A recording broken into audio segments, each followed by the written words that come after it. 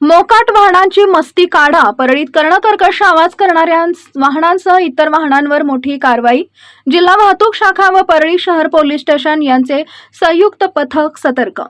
बीड जिल्ह्याचे पोलीस अधीक्षक कावत यांच्या आदेशानुसार अपर पोलीस अधीक्षक चेतना तिडके, अतिरिक्त पोलीस अधीक्षक सचिन पांडकर यांच्या मार्गदर्शनाखाली पोलीस निरीक्षक नाचन व पोलीस निरीक्षक सुभाष साणप, जिल्हा वाहतूक शाखा व परळी शहर पोलीस स्टेशन यांच्या संयुक्त विद्यमाने परळी शहरातील कर्णकर्कश सायलेन्सर फॅन्सी नंबर प्लेट लावणाऱ्या वाहनांवर धडक कारवाई मोहीम सुरू केल्यानं वाहन चालकांमध्ये खळबळ माजली आहे.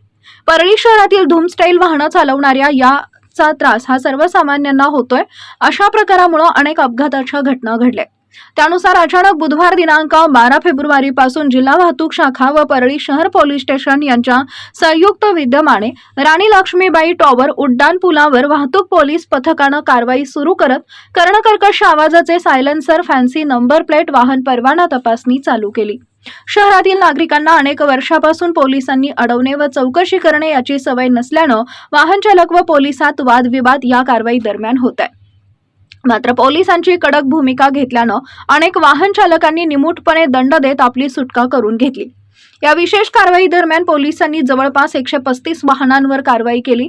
यात 11 बुलेटचा सायलेन्सर काढणे, दादा, भाऊ, काका, किंग अशा फॅन्सी नंबर प्लेट लावल्याबद्दल वाहनांवर तर वाहन परवाना नसल्याबद्दल वाहनांवर कारवाई करण्यात आली. या मोहिमेत वाहन चालकांवर 82,000ची दंडात्मक कारवाई करण्यात आली असून या कारवाईमुळे परळी शहरातील सर्वसामान्य नागरिकांनी समाधान व्यक्त केलंय. सुसाट वाहन चालकांना चाप बसण्यासाठी वारंवार अशा कडक कारवाया करण्यात याव्यात अशी अपेक्षा व्यक्त करत आहेत.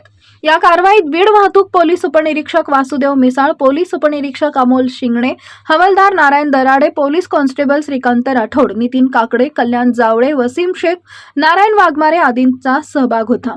पोलिसांनी केलेल्या या वाहनावरील कारवाईमुळे नागरिकांमध्ये समाधान व्यक्त केलं जात आहे.